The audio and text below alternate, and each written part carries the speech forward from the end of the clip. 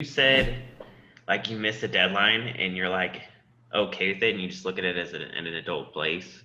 Like what do you say in your head from an adult place? Because I don't even know, like, if I miss a deadline, there's no adult. I did a correction initially and I didn't get any movement from it, so I knew I did something wrong. Okay. And then I couldn't figure out what it was. And I talked to Brandon about it for like 2 hours, and he's like, I think because your dad talked to you so much about this stuff that you seek love and validation from being efficient and productive. And I was like, yeah, of course I do. Yeah, there's links there with that. And then he and I talked, and I texted Ian too about it, and I really couldn't figure out a way where I could be like inefficient and be productive, like, and help me. Because Ian tied it to like my business too, which was like a triggering moment for me because I care so much about my business and helping people and everything. Yeah. And I took it to heart that like it was my fault, and I didn't know why it was my fault. What's your fault? That the business isn't as successful as we are talented, or as like successful as we are helping people. Like, we're not helping millions of people. We're doing really, really, really good work and have an extremely high success rate for a small amount of people. Well, that's what I've always done for years and years. Gosh damn it, Brent, with your logic. Well, I'm telling you, like, yeah. There's a difference between quality over quantity, and your industry is riddled with low quality and high quantity. Yeah. So that's just the nature. That's just what? You're not wrong. Well, thank you. I don't think I am either. I'm glad you agree. Like, so what I'm saying is, like, you know, it may be a different whole shift in kind of, we're going to get to the other stuff, but I want you to know it may be a whole shift in your whole way of thinking about what you're supposed to be doing, what the purpose is of all of it. Is it really just to reach as many people as possible or make as much money as possible? I mean, I don't know, man. Like, I'm telling you, you're providing a service. I provide a service. My motto has always been one person at a time, as best as I can do. And then I started to expand.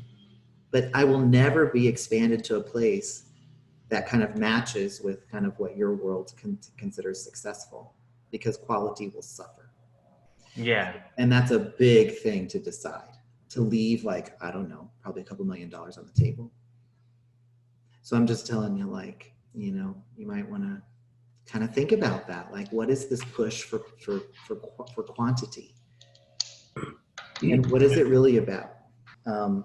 What I think is that it's not about you not being productive or being inefficient or productive. It's that you don't want your teen running that productivity schedule. It's about your adult deciding what is productive, what isn't, and your adult deciding what is efficient and inefficient. It's not that the concepts themselves have to go. It's just your adult being in charge of it. That's the only thing that I would consider a goal to what you're even looking at. So the thing is like, the productivity piece is that you want your adult Glenn to run that. And you want your adult to run the inefficiency or efficiency piece. How do I do that? Because I'm obsessed with it. Okay. So basically, like, and I don't know what you guys did before, and this may be repetitive information, I don't know. I mean, if it is, like, I wasn't communicated before, like, to where I wasn't open enough to listen to it. Yeah, and that's there's nothing wrong with it. I don't blame you. Like, this is very, you know, we're on this call doing these things, but this is you guys' lives. And this is the difference between people that think that what's going on in here, or like what I do, the way it looks, or whatever's going on. These are high stakes environments. This is your freaking life and your businesses. And so it's totally normal to be charged. Don't be so hard on yourself, Glenn, that you got upset or that you got closed up or that you got mad. Who cares? Like, I'm more upset that I don't understand, because logically it makes sense, but emotionally, like, no. What we need to do is to figure out a way for you to be in charge of your productivity and not your team. That's the only difference. It would never be to get rid of your productivity. And so basically how you would do that is you want to start capturing the different thoughts about productivity and efficiency. And I want you to start with when it's not occurring in a way that you think it should be occurring. Like when you're like, well, that was inefficient, or I'm not being productive. You want to start with all the ways that you're f***ing it up. the ways that you're fucking up your productivity or insufficiency or inefficiency, excuse me, that's your team telling you that and using a perfect standard. That perfect standard around productivity and inefficiency, that's the correction that you make. So you have to know what the data points are first. You have to know what the thoughts are that you're having. And so if you look in the direction of this is what's really, this is what I'm not doing right, that'll give you like a beeline into your team and what he thinks about productivity and efficiency, or why do I keep saying that? And inefficiency. I keep saying insufficiency, which is related because there's child stuff going on too, but that's not what we're working right now. So basically it's like, what are some of those thoughts? And you're going to have, you can work on this as long and as much as you want. You don't have to answer everything right now, but do you have any idea of what some of those thoughts are when they show up about being productive or efficient or not? When you're not doing it, what do you hear in your head? Like what I wrote down was pretty good. It's not done yet. There's so much more to do. One that just came to my head is you're wasting time. You're wasting time. Okay, that one is very charged. So write that one down. You're wasting time. And then I'm going to pull up the correction that they sent me. So this one I see is it's not done yet. There's so much more to do. Mm-hmm. And yeah, I would say that is your team being perfect. Does your child ever think that? Think that like there's so much more to do and I'm just overwhelmed, as opposed to, hey, you're not done yet, little bitch. Because this one feels like, hey, you're not done yet. But there's a child one that feels similar. There's so much more to do, or I can't get it all done. That's yeah. The child I've had it happen before, but it's not as often as the get it done. Right. It's mostly like get it done, like 90%. Sometimes like if there's a lot of overwhelming stuff that happens all at once and a lot of external factors that I can't control that I didn't account for, then it's like the overwhelm in the child state for sure. Totally. So basically, like what you've done here, I'm going to read through the correction, but I want you to understand, like, before we even get into the correction itself, is, you know, all you're trying to do is just kind of take that perfect standard and make it more realistic. You're not trying to get rid of productivity. Your adult will be more productive, not less productive, because your adult will be more efficient. The teen is just going to go, go, go, go, go, even whenever he's not even thinking clearly anymore, and loses sight of goals and what you're actually working on. It's just push it, push it, push it, push it. If you think I don't know that place, then you don't know me. So it's a lot of how I got here, man. It's that insane push. And so basically, that's where you want to intervene, which is what this correction is probably about.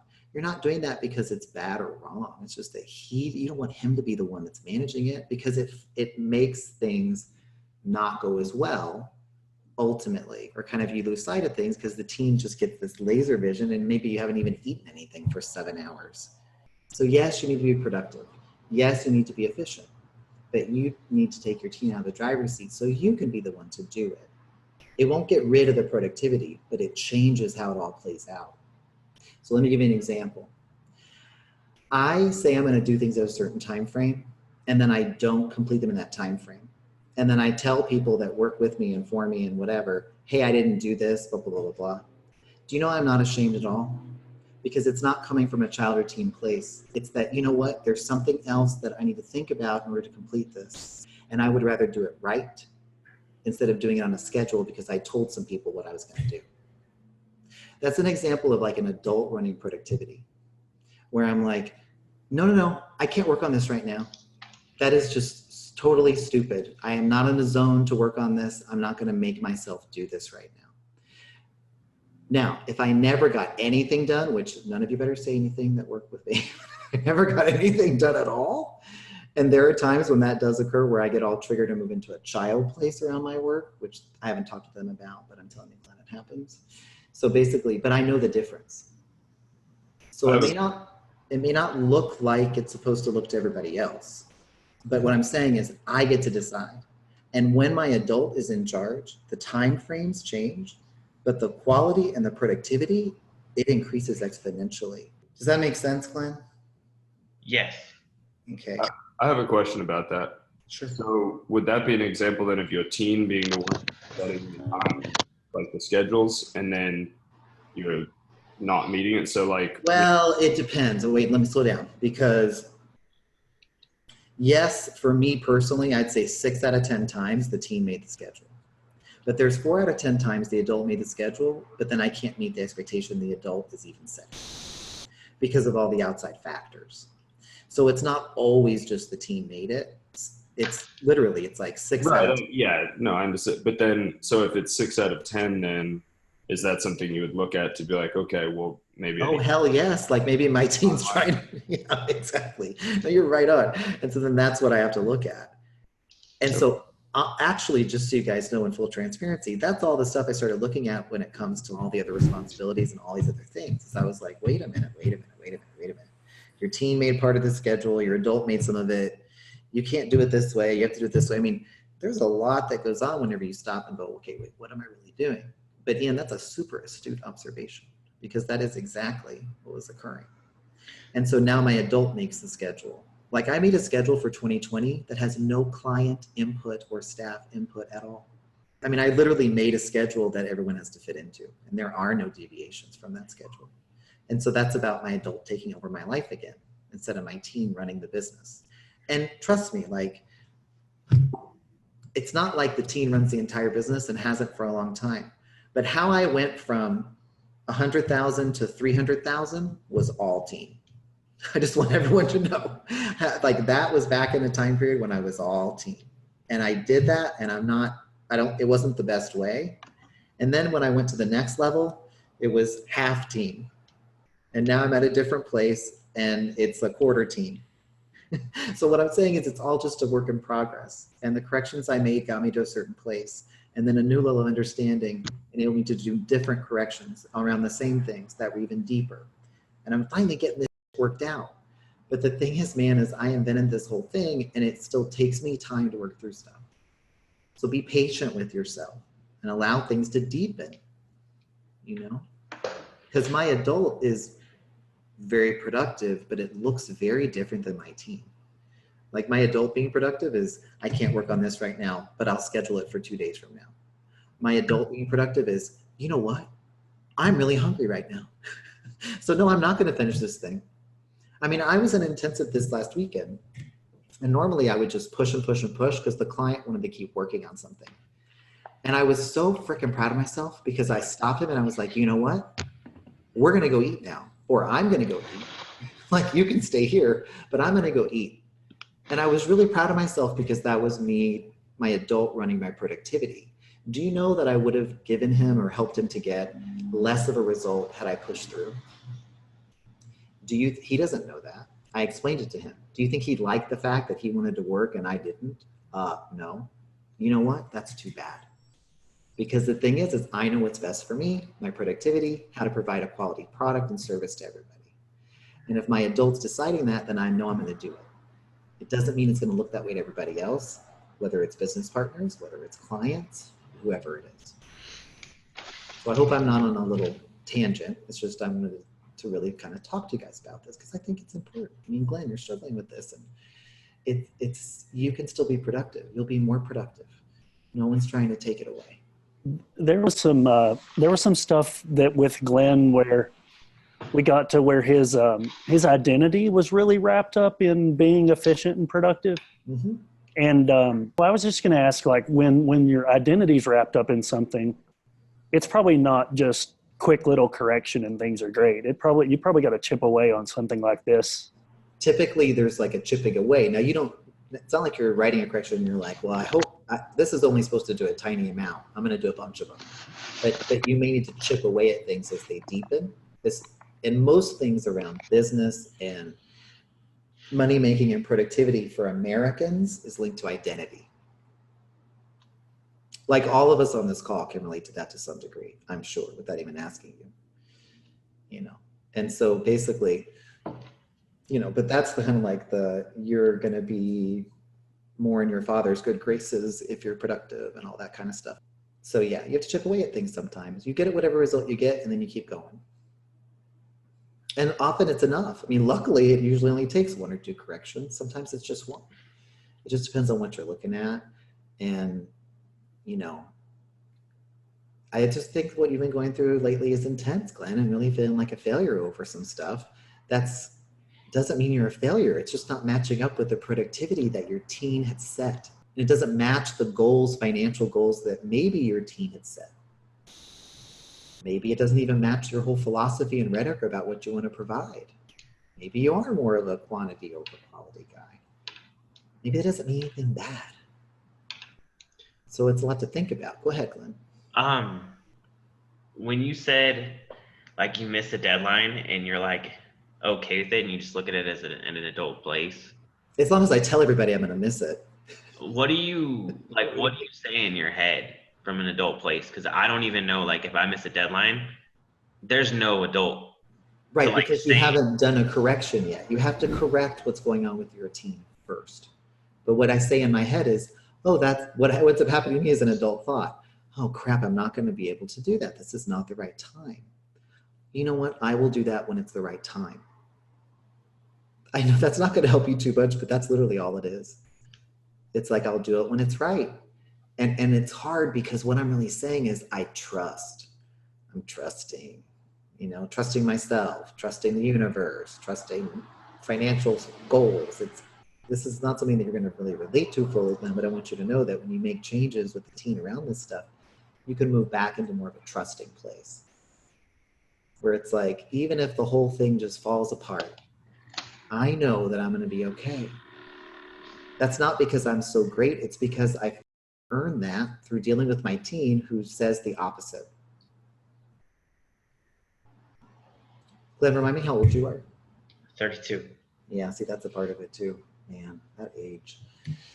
So basically, like, it also has something to do with kind of larger identity issues around being in your early 30s and kind of like what that means and what it's supposed to look like and what you're supposed to have accomplished and what you're not supposed to have accomplished and where you're supposed to be in your life. And it's tough because around 30, 32, 33, those don't always match up. Or it does match up and then it doesn't. And then that becomes like the end of the world in a way. There's all kinds of tricking around it. And the reality is, and I do not mean this in a condescending way, you are only 32 years old and you've learned a shitload already and are super smart and you learned a shitload about business already. So the thing is you're only 32. So you have a whole, like, if you think of work as not something that is a means to an end, you have a whole lifetime to earn what you want to earn and do what you want to do. You don't have to have it all figured out because you're 32 years old. If you had told me that I would ever tell someone that, I would have laughed in your face because I was just like you about it. But you know me a little bit, and I'm telling you, man, you have plenty of time. You just have you're the kicked out of you lately, that's all. And then you're going to learn lessons from that, and then you're going to roll those into things. And then if you're really good at all that, then you turn those lemons into not lemonade, but gold. If I can do it, anybody can do it. I mean, that's what I did. A bunch of bull and turned it into a bunch of money. And so I'm just telling you, everybody can do it. Rune, I'm so glad. Yeah, I think you need to hear that too. You know? Thank you. Everyone, thank you. I appreciate it. You're welcome.